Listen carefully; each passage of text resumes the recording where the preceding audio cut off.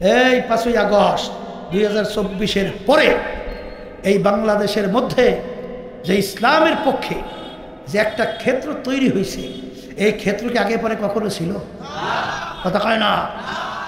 এই জন্য এই ক্ষেত্রকে ঘরে ফসল আনার জন্যে আপনার আমার সেই ইসলামের ফসল আনার জন্য ইসলামের সঙ্গে জড়াইয়া আমার ভাইদের কাছে, মা বোনদের কাছে আপনি আর আমি যদি দাওয়াত পৌঁছাতে পারি এবং আমি যদি থাকতে পারি, কিয়ামতের মধ্যে এই ওসিলাতে আল্লাহ মাফ করে দিতে পারে। আল্লাহ আমাকে আমাদের সবাইকে তৌফিক দান করে। জোরে বলেন কথা ঠিক কিনা? এই যে কাজে লাগাবার জন্যে আল্লাহর রহমতে আপনাদের দোয়ায় আমরা চেষ্টা করতেছি। অনেকে তো আমাদেরকে নিয়ে গালাগালিও করে, হাসে, করে না গালাগালি? সুযোগ হলে মারতেও তো চায়। শোনেন না, এক দলের নেতারা ঘোষণা দিয়েছে পিসাব সরবনের জেহান বাবা সাইজ করবা। শোনেন নাই? নাউজুবিল্লাহ বলেন, নাউজুবিল্লাহ। শুনছেন কথাবার্তা? শুনছেন? আমাদেরকে ভয় দেখায়। কি দেখায়? ওই একটা কথা আছে গ্রাম্য, বুঝলেন? এ কুমিরের আবার সর্দির ভয় কি? কুমির চেনেন? ও থাকে কোথায়? এই পানির ভিতরে যদি থাকে, ওরা সর্দির ভয় দেখায়। ইসলামী আন্দোলন বাংলাদেশকে ভয় দেখাই লাভ নাই। আল্লাহর মতো আপনাদের দোয়া। প্রতিষ্ঠিত হয়েছে 1987 সাল, এখন চলে 25। এই এত বছরের ব্যবধানে আমাদের একজন এমপিও কি সংসদে গেছে? হ্যাঁ, যায় না, কেতাও তো বুঝেন নাই। ওই খুনিদের, ওই গুমি যারা গুম করে, যারা চাঁদাবাজি করে, যারা মিথ্যা বলে, যারা এই দেশে বসে দালালি করে অন্য দেশে, কথা বোঝে না, যারা আমাদের দেশের টাকা বিদেশে পাচার করে, যারা হাজার হাজার লক্ষ লক্ষ ফ্যামিলিকে মিথ্যা কেসের মাধ্যমে যাদের ফ্যামিলি ধ্বংস করে, এদের সহযোগিতা হিসাবে ইসলামী আন্দোলন সিঁড়ি হিসাবে ব্যবহার হইয়া সহযোগিতা ক্ষমতায় যাইবে, এটা ইসলামী আন্দোলন বাংলাদেশ কখনোই আল্লাহর ফজলে রাজি হয় না। এই জন্যই তো আমাদের কোনো সিট ও এমপি নাই।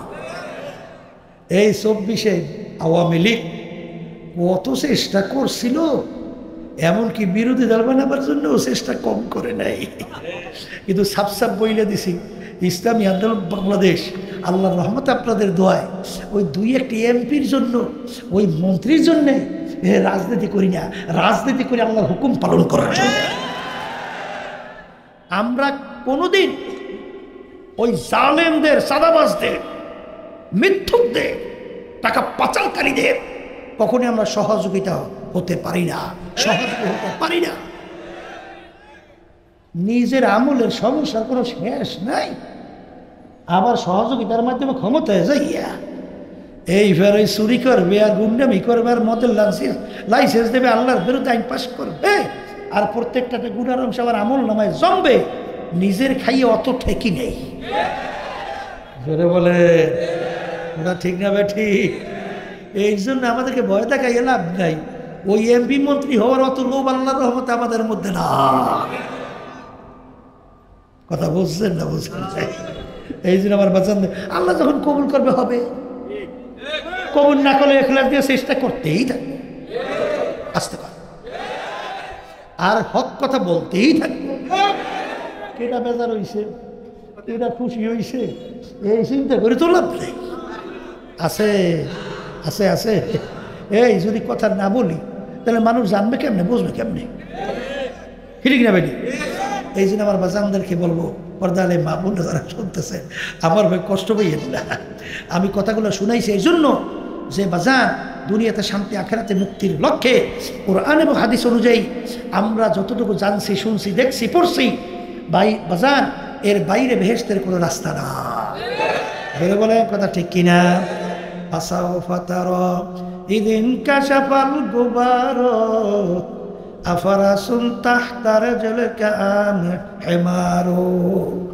এ চক্ষু খোলা দুনিয়া আমার বাবারা, হে ধনী আমার বাবারা, পীর আমার বাবারা, মুফতি আমার বাবারা, হে মুহাদ্দিস আমার বাবারা, হে চেয়ারম্যান, মেম্বার, এমপি, মিনিস্টার আমার বাবারা, হে বড় বড় ধনী আমার বাবারা, হে বড় বড় শিক্ষিত আমার বাবারা, আজকে